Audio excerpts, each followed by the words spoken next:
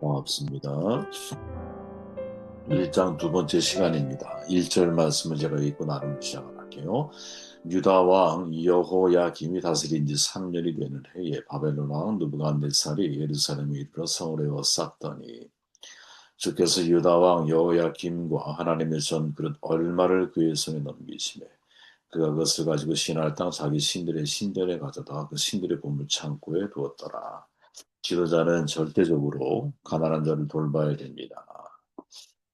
힘과 권력이 있는 사람이 사실은 가난한 자를 돌보는 문화가 형성되어지는 것이 국가가 번영할 수 있는 중요한 성경이 제시하는 원리라는 거죠. 다니엘서 1장의 첫 단락은 엄청난 비극적 재난의 한복판에 던져진 10대 청소년의 운명을 다루죠. 우리 어제 말씀 나눴잖아요. 왕족, 귀족 가문의 장래가 촉망되는 청소년들이었지만 조국의 멸망과 함께 인생도 난파됩니다.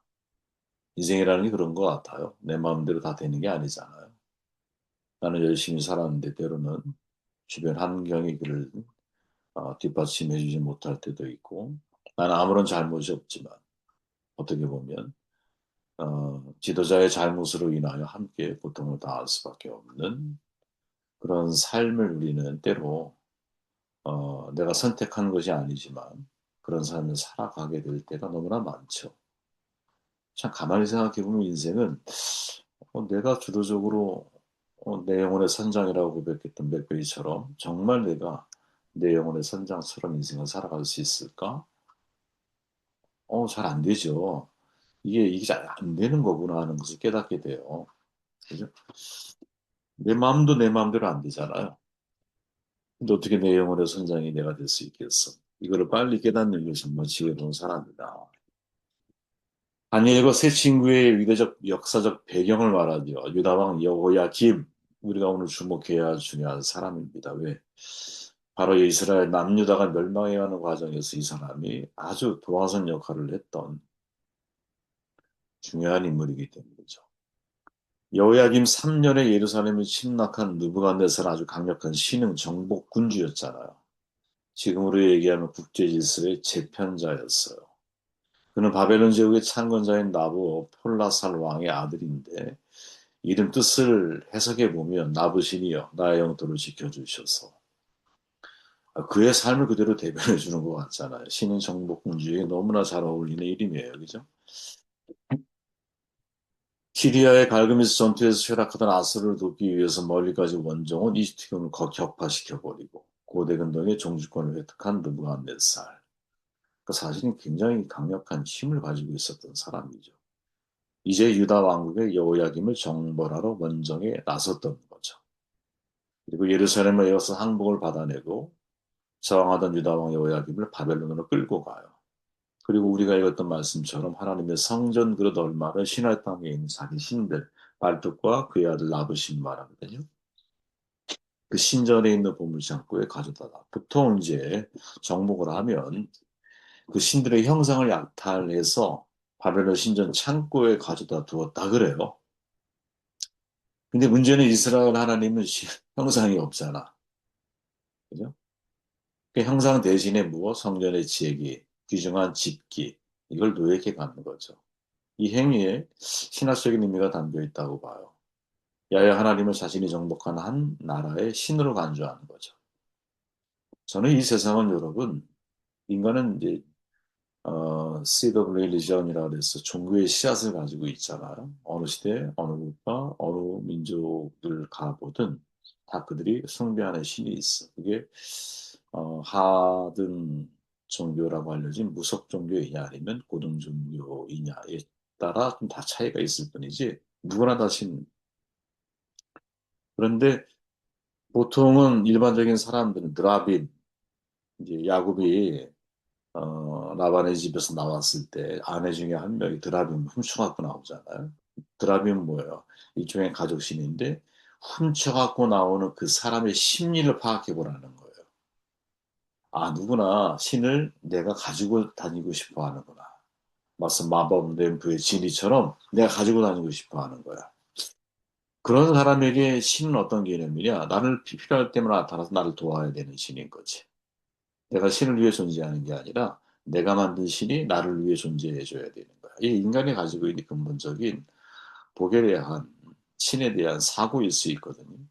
바벨론도 마찬가지, 느부갓네살도 마찬가지야. 정복할 수 있는 신으로 야훼 하나님을 바라보는 거죠. 근데 그거를 하나님이 그냥 넘겨주셔요.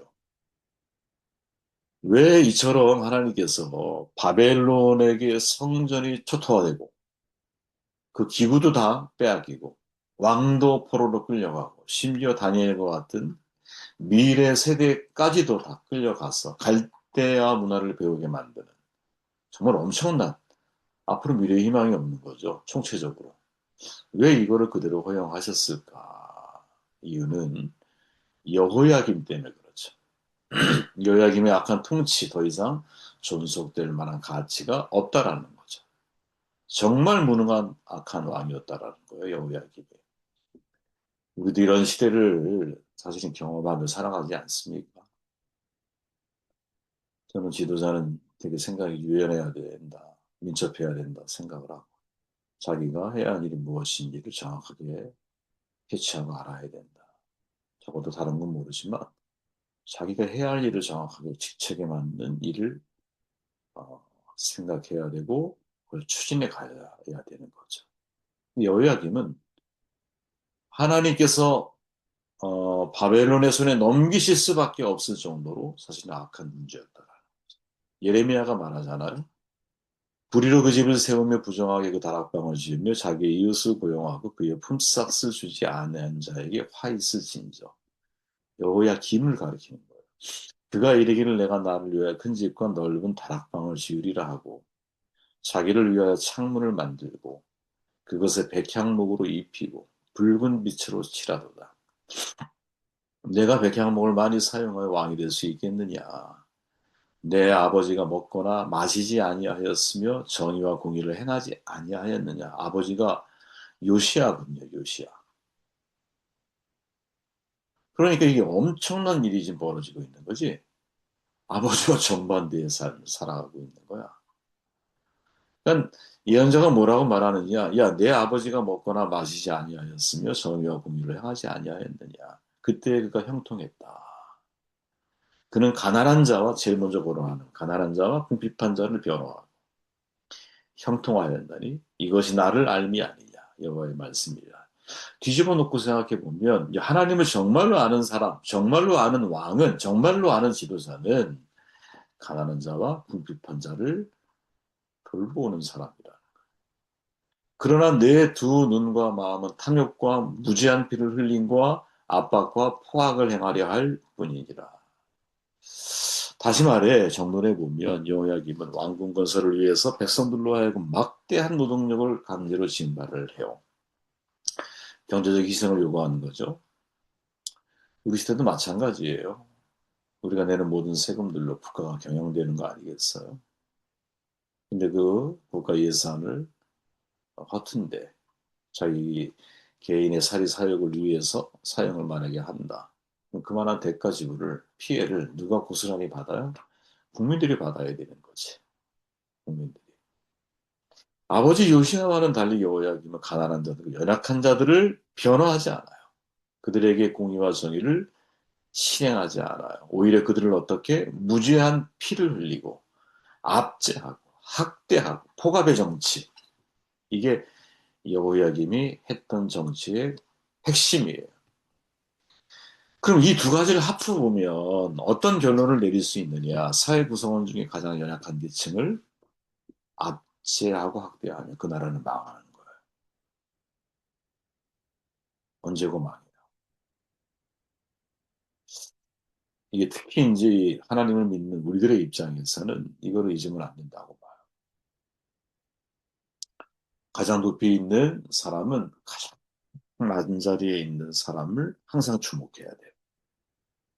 그리고 그들을 항상 변호해 주려고 하는, 돌봐주려고 하는 마음을 순환을 시키는 거죠. 순환을. 우리의 심장에서 뻗어나가는 피가 23초면 다시 심장으로 돌아온다는데, 뻗어나가는 피가 저 발가락 끝까지 가야 되잖아요. 그래야 괴사 현상이 안 벌어지잖아.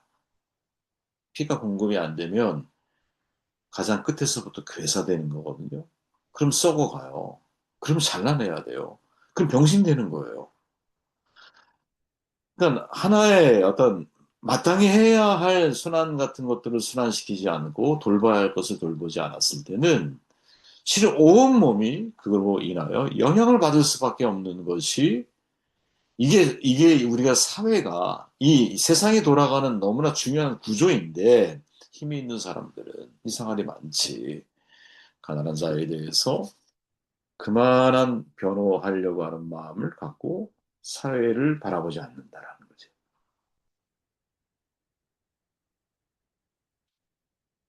저는 이게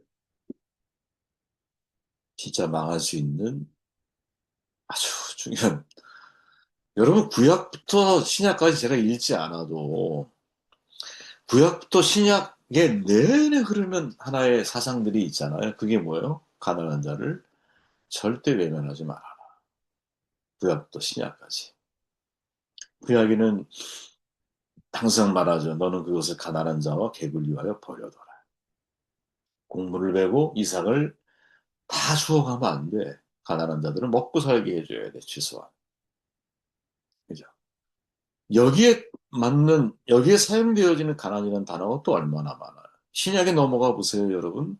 우리에게 잘 알려진 푸토커스라고 한 가장 일반적인 단어인데, 거지를 상징해. 물질적으로 부유하지 못한 가난한 사람들. 얼마나 많아요. 심지어 예수님은 여러분, 툭하면 뭐라고 말해요? 니고데모 같은 부유한 사람들에게, 부자 청년 관원 같은 부유한 사람들에게 뭐라고 말해요? 야, 네가 완전하기를 원해? 가진 것을 팔아 가난한 자에게 나눠주고 나를 쫓아. 이렇게 말하는 거예요. 부유한 사람이 나를 쫓으려고 할 때 전제가 뭐냐? 야, 가난한 사에게 나눠주고 나를 쫓아. 이렇게 말하. 이거를 그대로 이어받았던 사도들과 초대교회도 역시 마찬가지. 유무상통한 삶을 위해 살게 돼요. 가난한 자가 없게 하는 거지. 경주의 제부자집 얘기는 잘 알지만 사방백리로 굶는 사람이 없게 하라.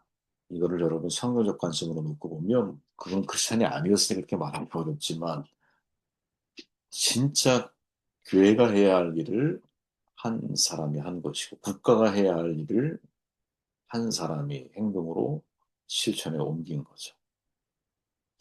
저는 여러분 뭐 내용은 여러분들이 다 읽어보시면 충분히 다 이해하실 수 있는 게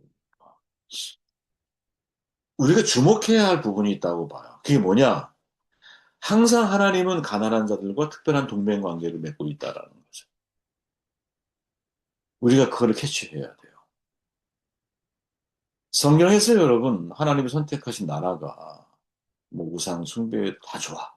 다 하나님이 오래 참고 기다리고 경고하고 그러면서 계속 시간이 흘러 막 가. 그런데 어느 결정적인 지점에서 심판의 메시지뿐 아니라 진짜 심판의 결과를 경험하게 되는 타이밍이 있어요. 그 타이밍이 뭐냐? 국가로 얘기하면 지도자가 왕이 가난한 자들을 연약한 사람들을 돌보지 않는. 여러분 토목공학 건축하시면 너무나 잘 알지만 제일 중요한 그룹은 상층 그룹이라고 생각하기 쉽지만 사실은 아니에요. 하층 계급이 완전히 파괴돼 버리잖아요. 그럼 붕괴되는 거예요. 너무나 당연한 일 아니겠어요? 하층이 파괴되면 붕괴되는. 그래서 정말 좋은 지도자라면 하층 계급에 살고 있는 가장 낮은 자리에 있는 사람들을 뭐랄까 삶의 질을 높여주는 것이 그게 복지일 수 있고 그죠? 그게 사랑의 순환일 수 있고 근데 이거를 얼마나 제도적으로 이 일을 잘 만들어갈 수 있느냐에 필요한 게 진짜 민주주의인 거죠. 예? 이런 자본주의 의식이 필요한 게 아니라 자본주의의 논리가 민주주의라고 하는 제도적인 장치를 통해서 보완이 되고 그리고 이게 국가의 시스템으로 갖춰지기 시작할 때 모두가 다 사실은 부의 차이는 있을지언정, 그죠? 누가 좀 더 많이 갖고 못 갖고 차이는 있을지언정 적어도 살아가는 사람들의 삶의 질이 예? 가난한 사람들의 원성을 듣고 학대당하는 자들의 마치 묘밤이 그 나라가 두동강 날 때의 그 구절을 여러분 잘 기억해 떠올려 보세요. 당신의 아버지가 너무나 많은 노역과 세금으로 우리를 힘들게 했어. 좀 낮춰줘. 이렇게 말했더니 한술 더 떠서 얘기하잖아. 나라가 두동강 난 거거든. 마치 그런 거죠. 그렇게 항상 저는 여기에서 뭐랄까 다니엘서 예, 두 번째 시간을 가지면서 이거 우리가 한번 좀 생각해 봐야 할 문제이다. 포로기의 삶을 시작하게 만든 중요한 지도자의 실수가 뭐냐? 이 실수라기보다는 어리석음이죠. 무지함이죠. 그게 뭐냐? 사회의 연약한 층에 대한 관심과 어떤 그들의 삶을 변호하려고 하는 이러한 삶의 태도를 가지고 있는 지도자가 반드시 나라에는 필요하구나. 그리고 그런 지도자가 나타나기 시작할 때 국가는 형통하는 거예요. 지금이 우리에게 이런 시기가 아닌가 이런 생각도 합니다.